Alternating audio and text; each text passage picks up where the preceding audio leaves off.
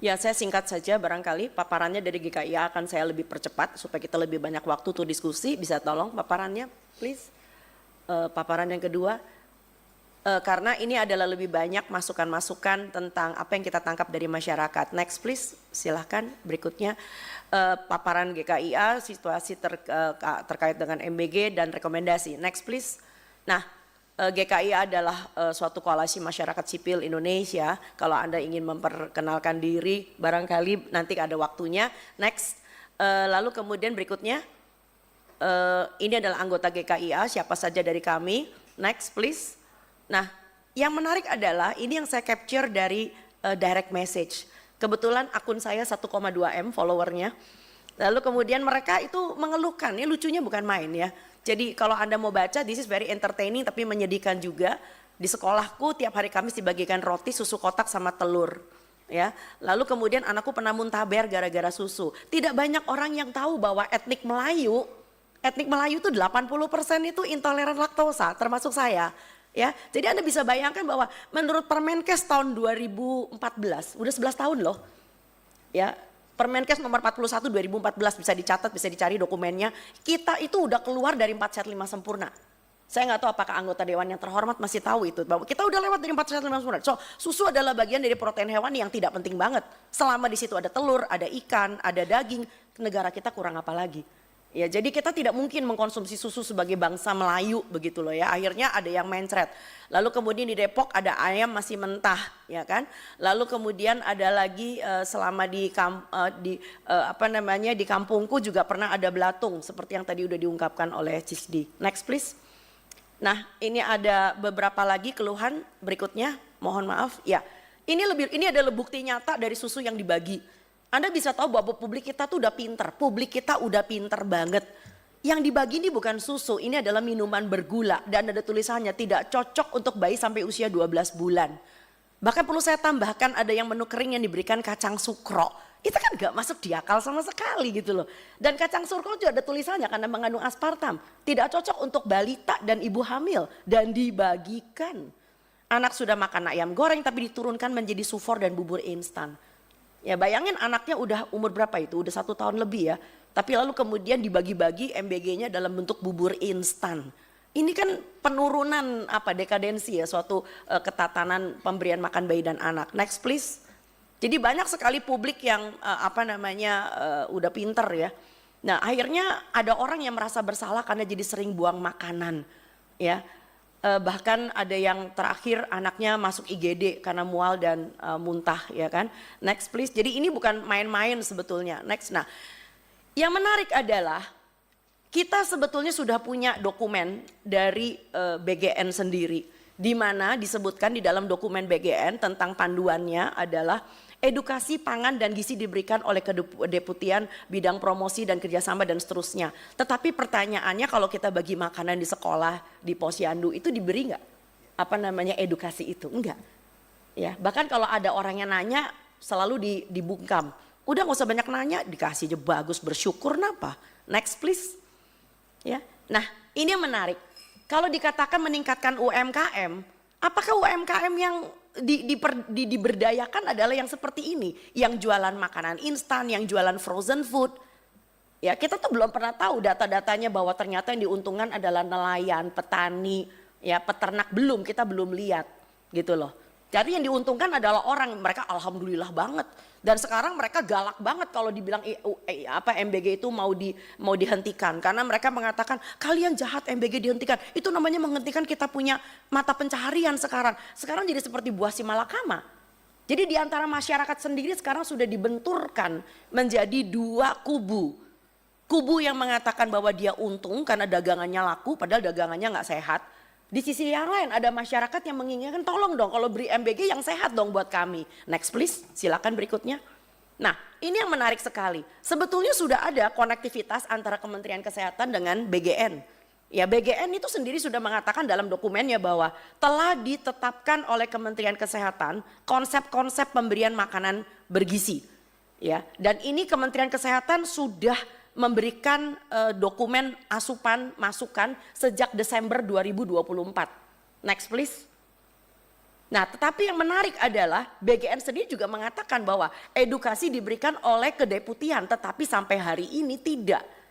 Next please, biar cepat saja. Nah, yang lebih menarik lagi adalah BGN sendiri menandatangani kerjasama dengan Danone.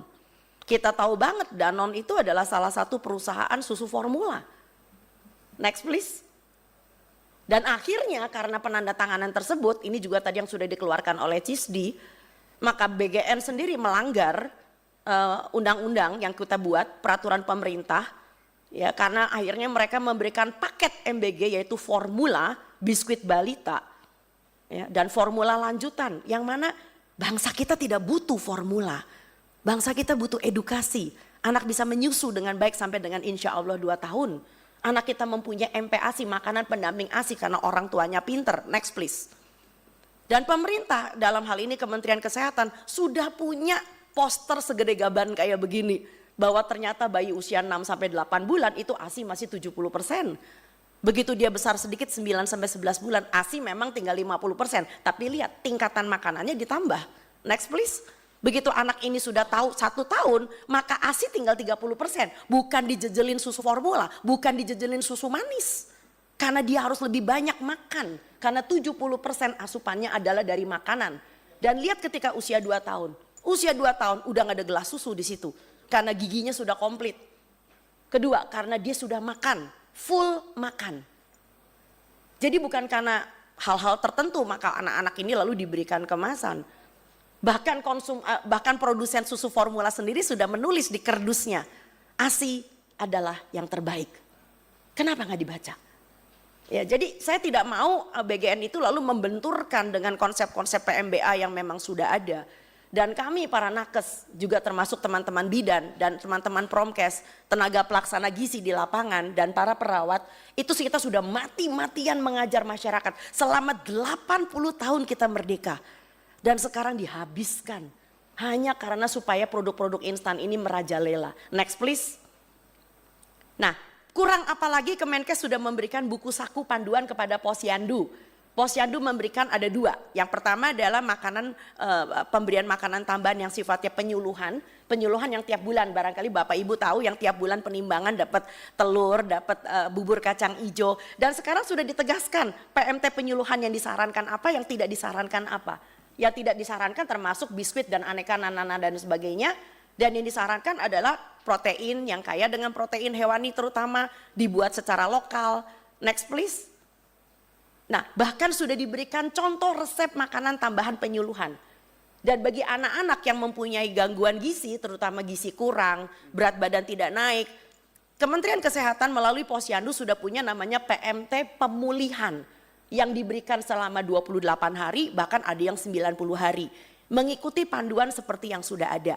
Jadi mengurus pencegahan stunting, pencegahan malnutrisi, nggak bisa cuma sekedar bagi-bagi makanan. Udah gitu yang dibagi yang nggak jelas juga. Next please. Nah, itu sebabnya kenapa kami mengambil kesimpulan perlu ada 4 reformasi dan 5 rekomendasi. Reformasi yang pertama adalah hentikan distribusi makanan kering yang mengacu pada produk industri sebagai UPF. Ya, jangan sampai ini diliput dan sudah sebetulnya. Tapi yang diliput baru tentang keracunan ya di media ABC dari Australia dan Reuters. Itu media asing udah menyorot nih, malu kita sungguh mati malu. Kedua, hentikan operasional SPPG yang potensial. Yang potensial aja itu sudah harus dihentikan. Apalagi nomor 3 yang sudah bermasalah. Banyak masyarakat menanyakan, dok emang di SPPG nggak ada ahli gizi? Ada. Tapi setelah teman-teman kami yang lebih senior datang ke SPPG, ya Allah ahli gizinya baru lulus. Dan lebih lucu lagi mereka nggak ngerti kalau ditanya apa itu HACCP. Hah? HACCP hewan apa itu? Loh ya ahli gizi orang ngerti. Ya emang jam terbangnya masih kurang. HACCP mereka nggak ngerti. Ya. Lalu kemudian apalagi bicara tentang UPF. Jadi kenapa Anda lihat itu yang seringkali ditayangkan oleh SPPG itu biasanya cuma hitung-hitungan kalori. Kalorinya cukup tapi kualitasnya ya anak sekarang ngomongnya katanya kualitasnya ngehe. Nah yang keempat adalah terapkan sistem monitoring, evaluasi dan supervisi yang akuntabel. Ini tidak ada. Dan kami mengajukan 5 rekomendasi. Rekomendasi yang pertama, wilayah 3T. Ya, saya pernah satu platform dengan salah seorang dari kantor komunikasi presiden di Kompas TV. Saya sempat nyecer, rame itu di Kompas TV ketika pertama kali MBG berjalan. Saya tanya, kenapa sasarannya bukan daerah 3T? Alasan beliau adalah karena strukturnya belum siap. Oh baiklah, mari kita tunggu. Ditunggu sampai bulan September, tetap masih belum siap. Ini mau sampai kapan? Karena target yang sebenarnya adalah orang-orang daerah 3T. Yang sekolah mesti nyebrang pakai getek, yang gurunya mesti pakai eretan, yang kalau hujan lalu sekolahnya banjir. Di wilayah 3T, dan tentu saja karena 3T nggak bisa membangun dapur SPPG mewah yang harganya miliaran, maka kita harus membina kantin sekolah. So adakan modifikasi MBG, jadi jangan kekeh keras kepala batu harus pakai SPPG. Yang modalnya sekian miliar, yang harus mempunyai kulkas terbuat dari stainless whatever lah. Ya tapi kan kantin bisa diberdayakan. Ya, latih, didik dan awasi para pemilik kantin. Kedua, kerjasama sekali lagi bangun dengan Dinkes, kerjasama dengan puskesmas. Karena kesehatan lingkungan puskesmas itu adalah bagian dari wilayahnya. Sebagai layanan supervisi, monitoring dan evaluasi. Bukan dengan BPOM. Ya jelas dia kerjasama sama BPOM yang dibagi susu berkemasan sih. Yang ketiga, transparansi keuangan. Di mana dapur dan penyedia diketahui publik. Nggak diem-dieman. Yang keempat, buktikan bahwa terjadi edukasi makanan bergizi. Karena ini adalah janji dari BGN. Supaya masyarakat kita tuh bisa, anak-anak itu nggak buang-buang sayur. Kalau sayurnya nggak doyan, nggak semua sayur berdaun kan. Ada yang namanya wortel, ada yang namanya labu siem. Ya, nggak semua sayur berdaun gitu. Lalu kemudian libatkan bekerja sama dengan tenaga pelaksana gizi puskesmas. Ya, TPG kita tuh marah-marah loh. TPG kita mengatakan kita kayak dicuekin kayak pot kembang, cuma taruh di pinggir aja. Dan guru-guru lebih kesian lagi, sekarang punya istilah baru, Master of bagi-bagi makanan. Udah gitu kalau traynya hilang disuruh bayar 80.000, astagfirullah. Yang ketiga, alokasikan menu lokal sebagai 80% isi MBG di seluruh wilayah. Ya, saya pengen anak Papua bisa makan ikan kuah asam. Saya pengen anak Sulawesi bisa makan kapurung. Tapi yang terjadi dari Lokna sampai dengan Papua yang dibagi adalah burger, di mana tepung terigu tidak pernah tumbuh di bumi Indonesia. Nggak ada anak muda yang tahu bahwa gandum tidak tumbuh di bumi Indonesia. Dibagi spaghetti, dibagi bakmi gacoan. Oh my God. Ya, dan maaf ya, itu isi burgernya itu kastanisasi juga. Kalau yang dekat dengan pusat supaya kelihatan bagus, dikasih kayak chicken katsu. Tapi coba kalau yang di daerah, yang SPPG-nya juga agak sedikit main. Dikasih itu loh, benda tipis berwarna pink. Saya aja nggak pernah mengatakan ini adalah daging olahan. Saya aja nista bilang itu daging olahan. Saya nggak tahu itu produk apaan. Itu rasanya kayak karton warnanya pink. Dan buat lucu-lucuan nih, lalu anak-anak disuruh, oke, do it your own. Ya, DIY. Susunnya, ada sayurnya. Astaga, kan bukan itu tujuan MBG. Punten. Ya, dan akhirnya apa? Ini mau sampai kapan makannya burger? Gitu loh ya. Jadi saya setuju bahwa ada anak yang tidak suka dengan pangan lokal. Karena mereka tidak terbiasa. Tapi bukan berarti lalu request anak-anak. Lalu dijawab oleh dapur. Ya wis loh, nek requestnya ngono ya kuis wae ora popo. Lah kalau requestnya cilok, mati kita.